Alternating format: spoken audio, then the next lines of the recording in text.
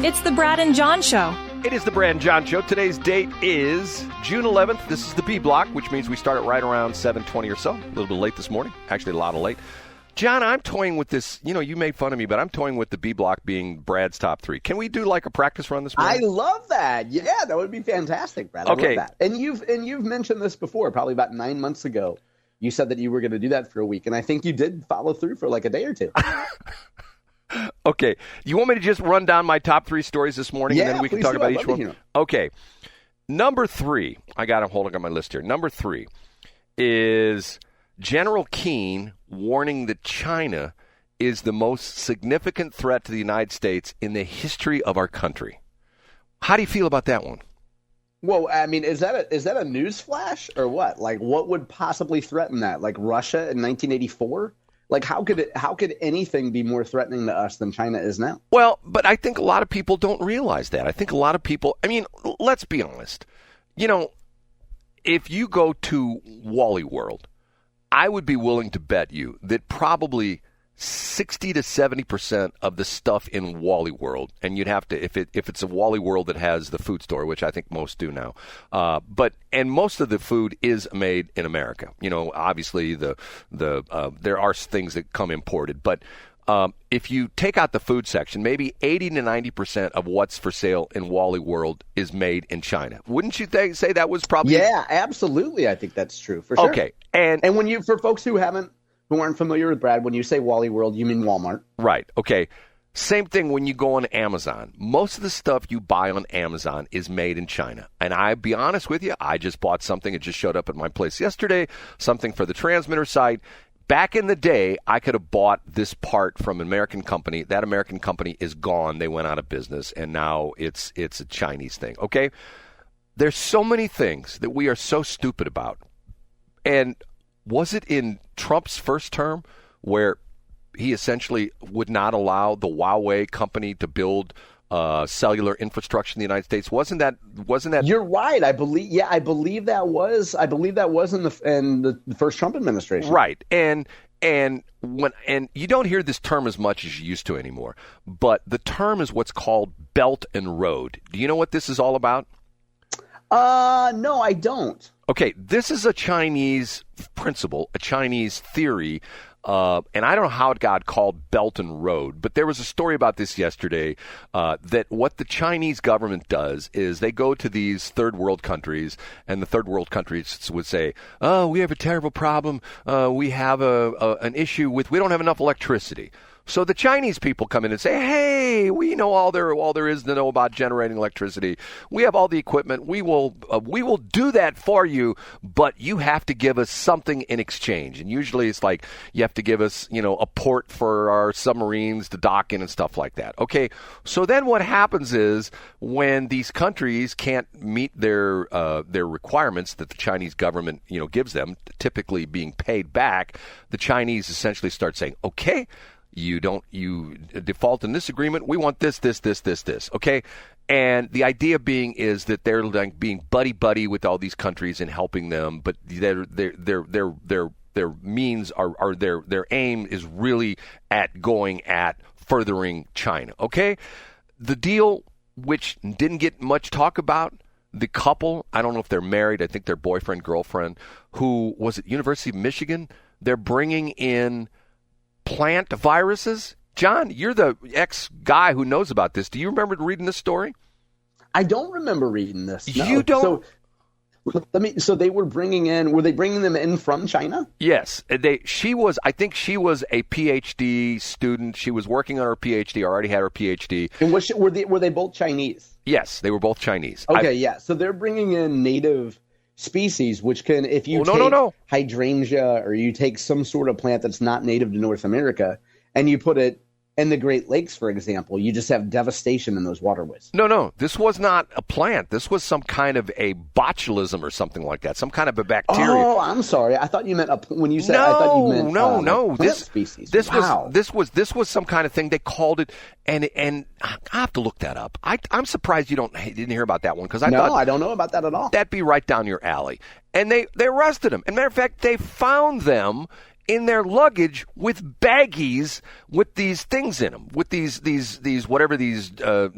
I can't remember. They're some kind of a mold or something like that. And what it did was essentially, and it's sort of bizarre, they called something about, it was called head explosion or something like that. What it did was when it got into the plants, it made the top of the plant get super big and explode or something like that. So the plant would die or wouldn't regerminate. So it would be like some sort of a steroid for plants. Some kind of thing like that. Okay?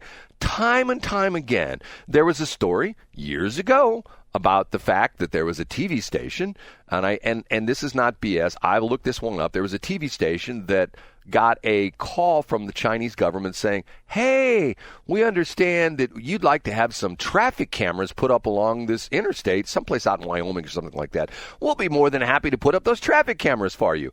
Well, the reason they wanted to put up the traffic cameras is because that road was the major highway to an Air Force base in the area.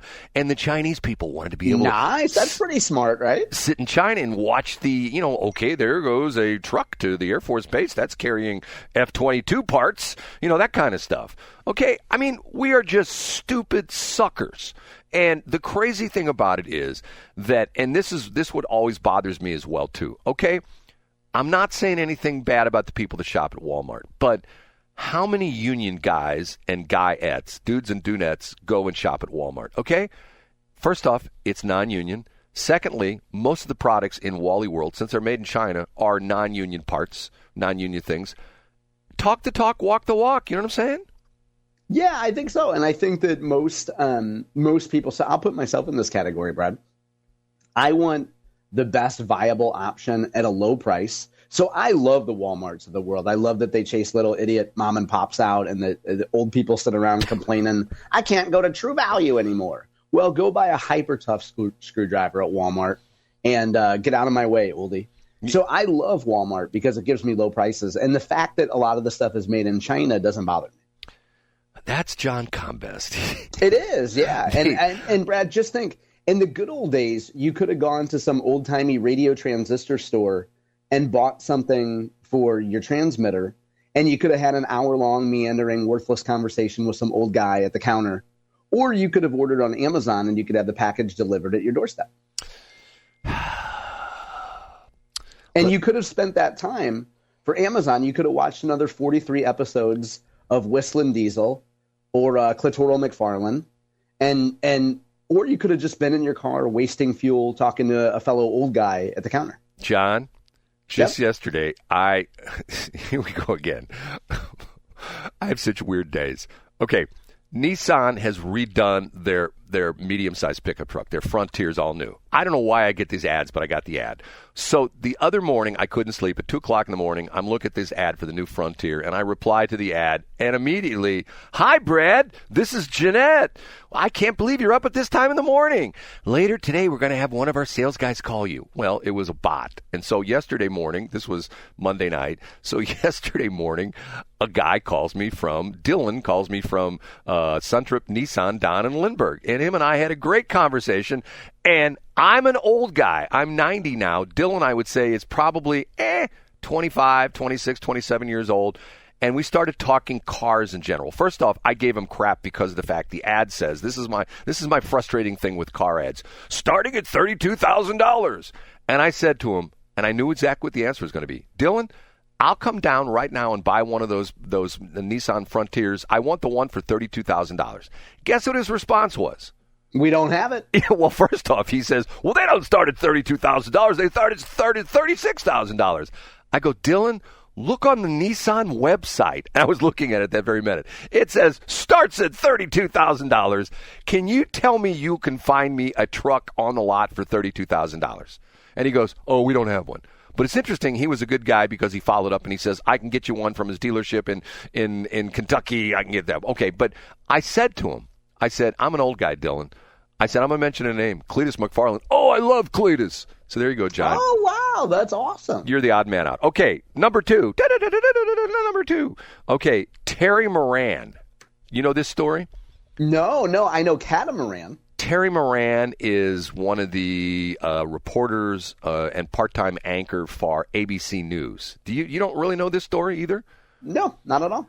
Terry Moran went on your favorite thing, X, and just toasted Trump. Just made fun of him, said all sorts of nasty things.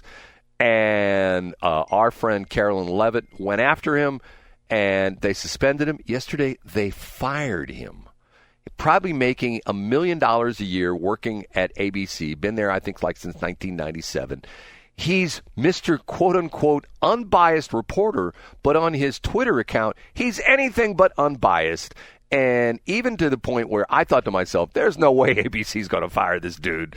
They fired him. And I'm thinking to myself, okay, maybe ABC is trying to redeem itself in the eyes of journalism. Because how in the world can you have a journalist who supposedly is neutral and giving both sides of the story when he's on camera, but when he's on his phone on Twitter, he's Mr. left-wing wacko nut job, telling everybody the president sucks, he's terrible, get rid of him, we live in a horrible country because of Trump. Get what I'm saying, John? Yeah, and I just pulled up his X account here, and I love the first line of his bio is independent journalist. Right. Yeah, which, by the way, good for him now. I see a number of baseball things here. But, yeah, it looks like, he's certainly tweeting a lot of things about Donald Trump. Yes. So here's what it is, though. Don't you think, Brad, like ABC News can fire one guy, and then they can say, hey, look, we're independent, we're unbiased. Well, yeah, he's the sacrificial lamb. I get what you're saying. Yeah, but see, it's just like the guy that came out. You and I always have the debate of if Yuri or Uri. What was his last name? The guy from NPR, dude. Remember, you know all the names. Berliner. Okay, he comes out and writes this piece. He's still working at NPR about how NPR is anything but unbiased. That he worked. I think he worked in the Washington D.C. bureau, and he said there's nobody in this bureau that voted for Trump. There's nobody in this bureau that is a Republican. So how can they be unbiased? And it's just like you make fun of me now. And I do this because of the fact that there's an incredible journalist who used to be on my station on AM 1350 when it was The Mouth. The guy that used to be on What's-His-Face's show. I'm really full of names this morning. But Neil Bortz's show. He was such an incredible journalist that we don't know his name. He doesn't vote, and he says he wants to show that. And the interesting thing was, when he was always on Neil Bortz's show, Neil was always trying to get him to say, well, what do you really think about that? What's your personal opinion? And he would never give it. He would report the facts. And I thought to myself, this guy would win the Camille Winter Award for journalism, because he truly, and at one point in time this came out, and Neil said, well, who did you vote for? And he says, I don't vote. And Neil says, what do you mean you don't vote? He says, I don't vote. And Neil says, why don't you vote? Because of the fact that I want to be unbiased. And I would feel that I was not being true to my journalistic roots if I went to the polls and voted for one person, and then I wrote a story that was critical of the person he was running against. And I'm thinking to myself, okay, I love this guy. He's telling life the way it should be. And I'll remember his name in a minute. But don't you think, well, go ahead and get to number 3, Brad. Well, that's number 2. You want number 1? Yeah, I do want number 1. St. Louis public schools reassign students. You know this crazy story? Yeah, so they're closing a couple schools, right? Why? Explain this to me. I mean, yeah, I know the schools got damaged. It's June. The schools just got out a couple weeks ago, right? They can't bring in a bunch of people to patch up these schools and get them back in shape. The St. Louis public schools have enough problems without, with the busing and all the, and what's this going to do for people if you live in the neighborhoods of these schools and your school is now closed and you're going to be, taken somewhere else? I'm saying, I go back to the thing that it takes. Remember, I told the story, and here you go. Well, Brad's told this story 13 times before. Go ahead, come on. The Empire State Building. How long did it take to build that, Brad? 13 months. 13 months. And the interesting thing about this is, one of the things that's in the news, if you listen to Armstrong and Getty, who come on after it, they do their show from California. Trump has threatened to take away this DOT grant for the bullet train in California, okay? And it's been going on for I don't know how many years. They've been building this train for how many years. And Armstrong and Getty made the comment yesterday, They spent billions and billions and billions of dollars on it. This is some bullet train supposed to go up and down the coast in California. And they said that not one single piece of rail has been laid yet. How bad is that? How in the olden days we can build the world's tallest building, which was the Empire State Building, in 13 months, but in how many years and how many $billion later, they haven't laid one piece of rail for this train in California. So essentially... I think that's government efficiency at its best. And here's what's going to happen with St. Louis public schools. In the last days, we discussed more than others coming to St. Louis City. And I think that money is going to be used to build a super ultra modern elementary upgrades for these schools that were damaged. I think they're going to try to pay $1 million a bus for brand spanking new buses and to finally find some bus drivers. There will be a way to use the federal and state storm money, at least the federal money, to say, hey, we're going to fix these schools. We're not even going to fix them the way they are. We're going to make them super ultra modern. And then, you know what? Those schools can reopen in January of 2026. Let's take a page from the Steve Ellman playbook. Steve Ellman, when asked why people moved to St. Charles County, he says two things. Good education. He says Red Hots. He wants to go to that Red Hot store that advertises on this station. And also, people want to go to Carshield Field. Aren't those the two reasons why people pick a neighborhood, Brad? No, they want good schools and they want safe neighborhoods vis-a-vis police protection. And what don't we have in the city of St. Louis? Good schools. Schools and police protection. And police protection. Don't you think that one morning Tashara Jones in the middle of the night would wake up and go, oh, man, I know why people are moving out of St. Louis City. It's because it's not safe and our schools suck. Well, I'm going to work today. I'm going to work 18 hours a day. I'm not leaving on any of my 42 junkets. I'm going to work real hard. And guess who would be the mayor right now if she would have done that? Guess who would be the mayor right now, John? I'd say Tashara Jones. You're exactly right. But instead, she got in her car. She drove to Veterans Memorial Parkway, and she went to Classic Red Hot. And she said, now I see why people are moving to St. Charles County. Okay, we have to take a break. So did you like my top three?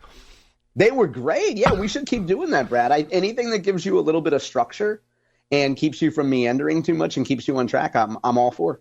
John is always complimentary. Thank you. That is a compliment. He's so low-key. He's not going to tell you that he's the brains behind the Hoffman family of companies.